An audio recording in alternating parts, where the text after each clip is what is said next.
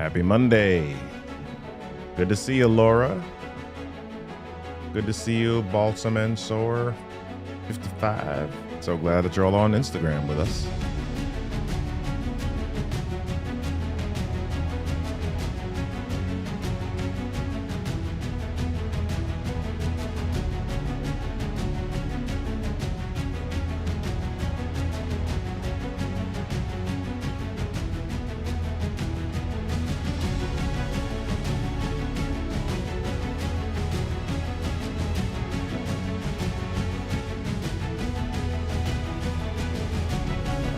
Spa Kigali. Good to see you this morning on Instagram.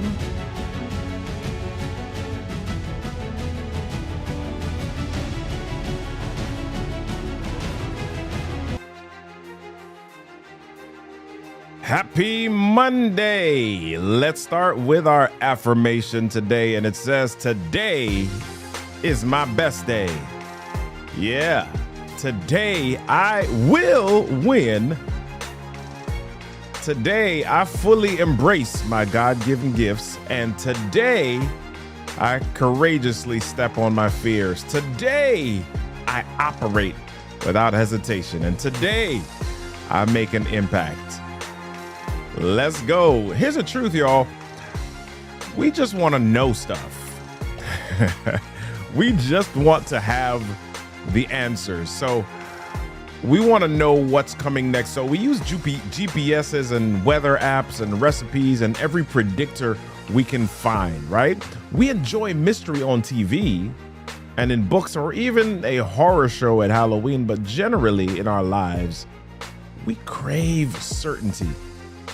But what if you can't have it? How do you deal with that?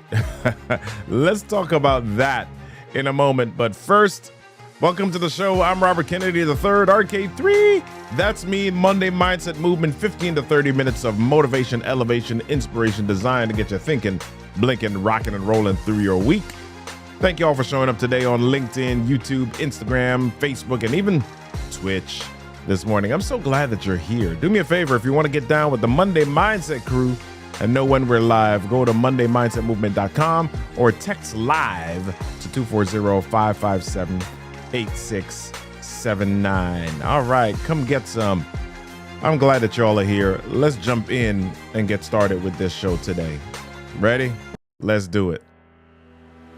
It's time to get motivated, elevated, and accelerated. It's your time to jump out of your comfort zone and reach higher. It's time to get up and go. Grab your cup of grit and your daily dose of resilience. It's time for the Monday Mindset Movement with your host, Robert Kennedy III, RK3. It's time.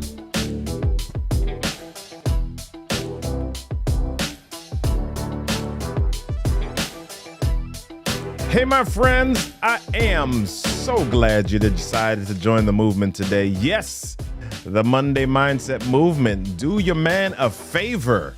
Tell me where you're tuning in from. Hey, G. Anthony Graham. So glad that you're here on Instagram, on Facebook, on Instagram. Suraj, so glad that you're here. Laspa, so glad that you're here. Laura, Gift Hair, so glad that you are here. All right, LinkedIn, Gary says, I love it. It's coming up as Facebook for me, bro. All right. All right, I want to shout out your home base. Where are you coming in from? New York, Florida, California? Where are you coming in from? How do you start your week? Are you... Yeah. All right. How are you starting your week? With a sigh, or are you riding high? That's why this show exists. We want to pump you up for the week, right? We want to get you moving. We want to get you rocking, rolling, thinking, blinking. Before we jump in, I want to share something special. If you're looking for a space to supercharge your business growth, using public speaking, storytelling, we're launching the Story to Sales Mastermind in November. So it's about learning how to leverage your voice to amplify what you already are building and doing it with others. Head on over to storytosalesmastermind.com, fill out our interest form, and we'll get you the information shortly. We are here at our new time. I hope you're fired up because champions arise at dawn. Yeah, good deal. All right.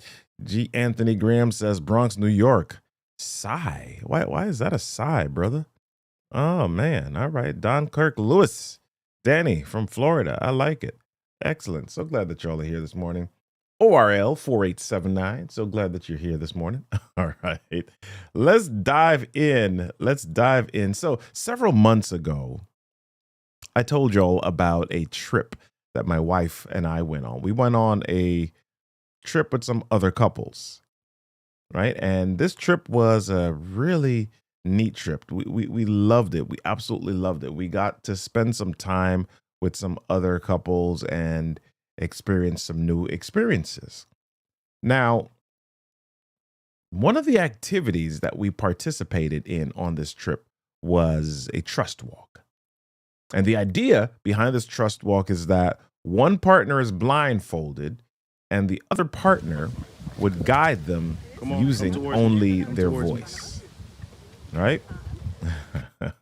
So this is my wife. I was the one doing the guiding and she was the one following the voice. Now, for some of the people doing this activity, while we all knew that it was a group activity, for some people it was still scary. In fact, there were some people on the verge of tears during this activity because they were in total darkness. They were in total darkness. They had the blindfolds on, and the idea was for them to be guided from one place to the next. And they didn't know where they were going to go. They didn't know the path they were going to take to get there. They didn't know where they were going to end up. And for some people, this was a total freak out moment.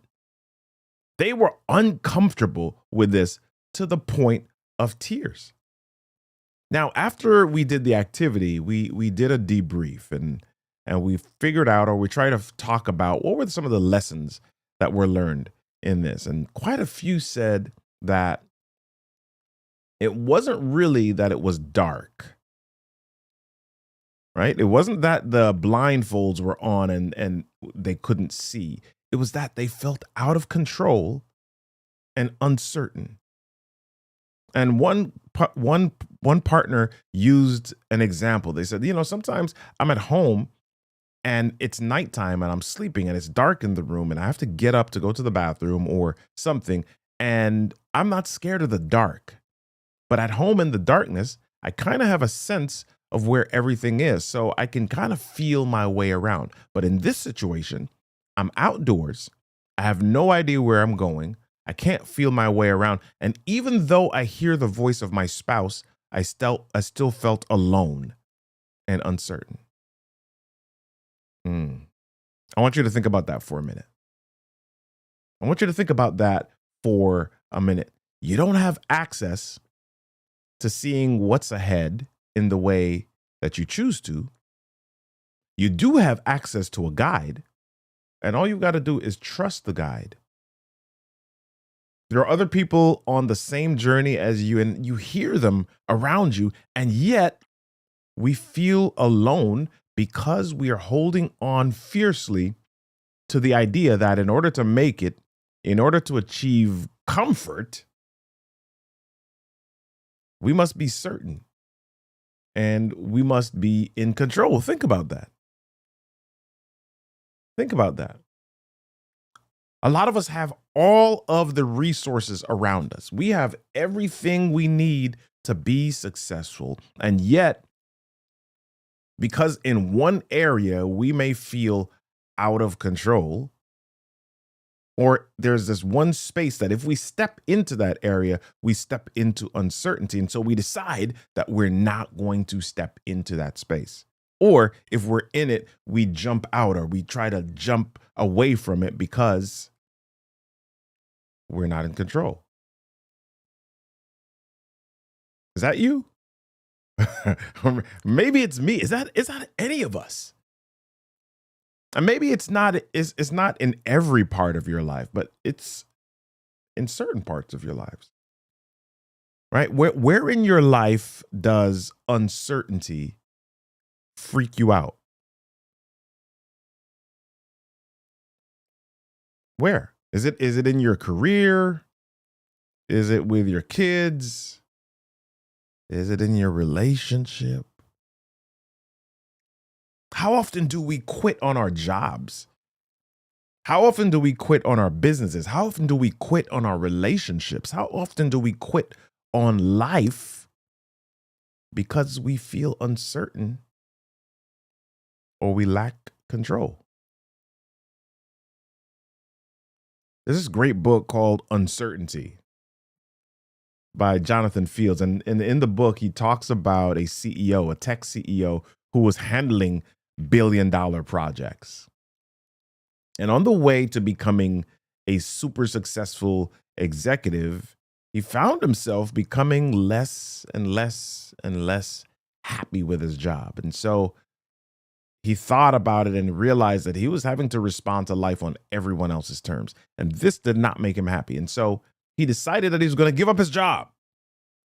He decided he was going to give up his multi six-figure job and create another job for himself. He decided that he wanted to become a virtual CEO. Now, this job did not exist at the time, right? This was in Silicon Valley, in the tech area, in the startup area. This job didn't exist. But what he found was that there were a lot of businesses that were starting up and they didn't have the experience to scale or to grow. And so he said, I'm going to do something about this. He decided he was going to do it. Now, how did he make this work? He was stepping into a space that didn't exist at the time. He didn't have a model on which to base it on. He was just doing something because he felt like he needed to. So how did he make this work emotionally, mentally, spiritually? Right? How did he make this work? A lot of us, the reason why we don't step into certain spaces, we don't step away from our comfort zones, is because we're afraid of judgment. We're not sure what's next and how we can handle it emotionally, mentally, spiritually, and so we stay in the space that we know. Well, in looking or in studying this particular CEO and many others who seem to thrive in uncertainty, Jonathan Fields discovered some things. He said he found out that people who are able to thrive in uncertainty follow some similar steps and frameworks. They follow some similar steps and frameworks. Here's one. They create certainty anchors throughout the day. There are some things in their days that are certain, and they're aware of them. We create habits and rituals. Some people get up at the same time, eat the same food, leave the same time for work, wear similar clothing, and those are habits and rituals. And some of us sleepwalk through life, but sometimes if you are aware of those habits, if you're aware of those moments, those rituals, what happens is because you're intentional and aware of them, you're saying, okay, I'm creating a routine here to give myself room to embrace uncertainty here. Because what happens is when we make so many decisions on a day-to-day basis, we begin to fill up our decision quota. We begin to experience what is called decision fatigue. So you take on routine or you take on habits so that you minimize decision fatigue so that you can take on more of the uncertain work that matters. Now, here's the deal. Sometimes when we listen to shows like this and we have moments where we say, you got to embrace uncertainty. It's a hard thought for a lot of us because we haven't sat down to think about, well, Robert, what is my uncertainty? And all of us have them. All of us have at least one. What's yours? What's your uncertainty? Are you uncertain about quitting your job to do something that you're passionate about? What's your uncertainty? Maybe it's been in your heart or in your space to write a book about something that you've been through and be super vulnerable, but you're uncertain about that. Maybe you've got it's been in your spirit to start a nonprofit based on your personal story of trauma and victory. And you're uncertain about that. Maybe you've wanted for a little bit to do open mic at a comedy club. Yeah, Gamal. And you've been uncertain about that. We can embrace uncertainty by reminding ourselves of what is certain so that we can lean into the uncertain. If you think about an astronaut heading to space, they're moving out into the beyond, right? This black space, and they're not sure of what's out there. They're not sure if they're going through this danger, the atmosphere, the different layers of that surround Earth, and there's some danger there. So how does an astronaut heading into this uncertainty ground themselves? Well, they remind themselves of some things. They remind themselves of the certainties. They lean into certainty anchors, right? And they remind themselves of the fact that they've trained for this. That's a certainty. They've done this. They know what to do. That this trip that they're on is like the simulator. That the chair beneath them that they're sitting in is real and certain. Get it? Reminding yourself of certainties helps you through uncertainty. Okay, so that's part of the framework. That's number one. Second part that people who embrace uncertainty seem to be able to do is they embrace co-creation hives. Let's dig into that for just a moment. What exactly are we talking about when we talk about a co-creation hive? So you've heard me use the term masterminds before, right? And masterminds are typically these groups that are driven people who set goals and keep each other accountable to those goals. I told you about my 75 hard activity. We're just about halfway through right now, by the way. We're on day 38. So we've just hit the halfway point.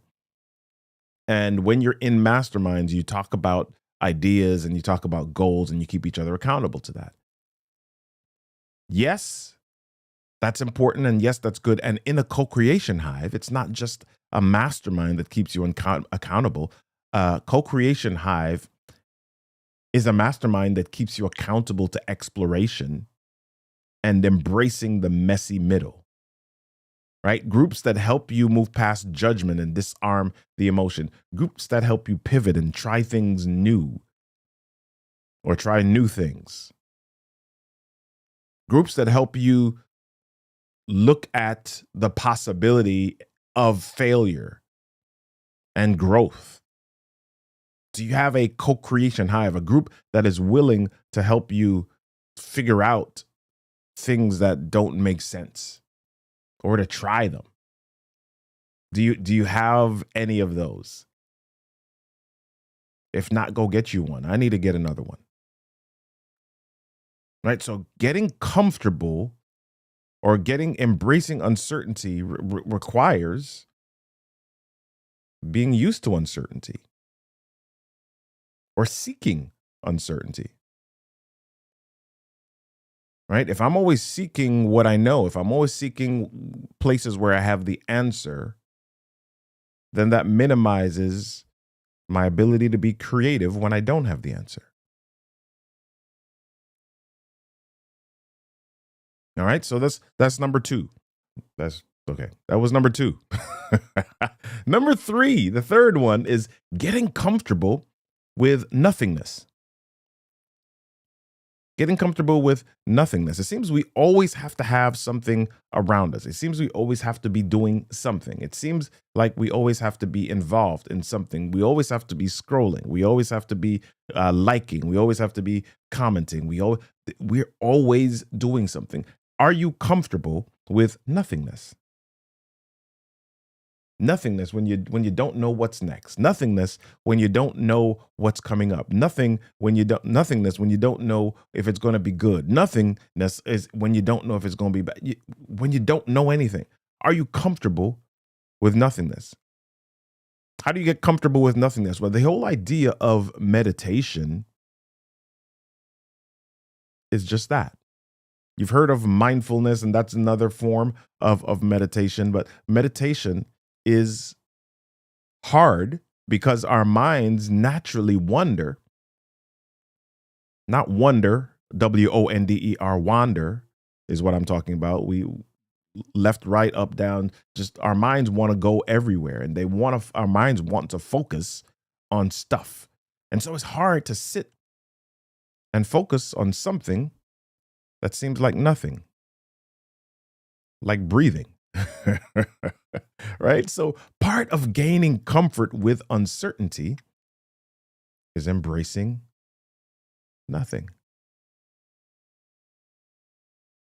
You've got to be open to being in a space where you have no expectation. You're focused on something, or you're just in the space of something where nothing is happening next. And I'm about growth. I'm about moving forward. I'm about learning. And part of that process is being able to deal with nothing. Being able to deal with uncertainty. Being able to deal with not being sure what is happening and what is next. And in the midst of that, still finding joy, finding happiness, finding creativity.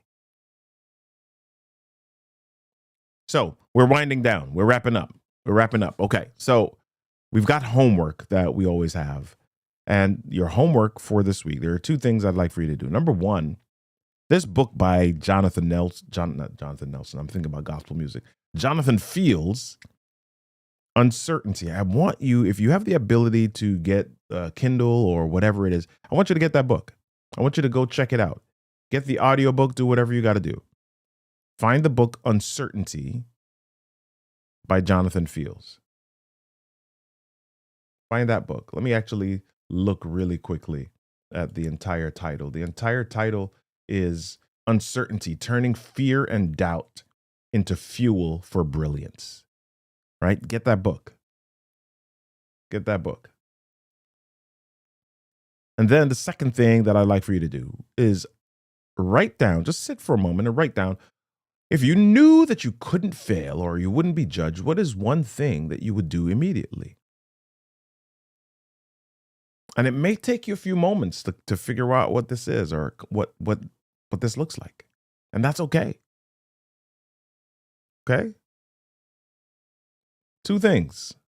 Get the book, Uncertainty. Read that. Number two, if you knew you couldn't fail or you wouldn't be judged, what is one thing that you would do immediately? Write that down. Spend some time.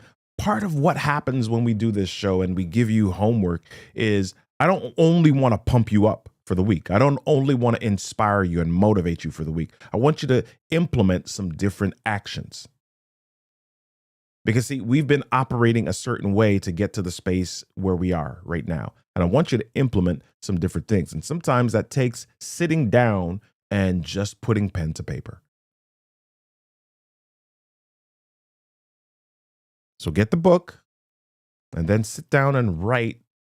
And it doesn't have to be a soliloquy or a big book or epilogue or whatever you want to call it. It can be just a couple of lines. If you knew that you couldn't fail or you wouldn't be judged, what is one thing that you would do right now? That's all we have for this week, everybody. To know when we're live next, text live to 240-557-8679, and I'll send you the link for the show. All right. Remember to check out the Storytelling and Selling podcast. We're off today, but every other week we are on Mondays at 2:30. If you are a real estate pro or small business owner, you want to learn more about how to grow your business, check out the Storytelling and Selling podcast. And then get locked in with the Story to Sales Mastermind getting started soon. Head on over to story2salesmastermind.com. All right. Share your interest and we'll send you more info. I want to end today with this. Jonathan Fields in the book Uncertainty says, the more certain you are of the answer or the outcome in advance, the more likely it is to have been done already, to be a derivative, and the less anyone will care, including you. Anything certain has already been conquered. It's already been done. So, my friend, it's time to make your mark. It's time to take your place. It's time to make the difference that you were built to make. And to get there, it takes uncertainty, which is just another way of saying faith. It's Monday, and we want you to shift your mindset to a place of growth. But it doesn't just start and stop on Monday. We want to encourage you to take your Monday mindset into tomorrow and the next day and the next day. Be curious. Make a choice. Move. Start a movement. Be a movement. Join me next week, Monday, 7 a.m. Eastern Standard Time, Eastern Daylight Time, whatever time it is on the eastern coast of the United States. On Instagram, YouTube, LinkedIn for the next Monday Mindset Movement. Until then, be amazing, my friends. Peace.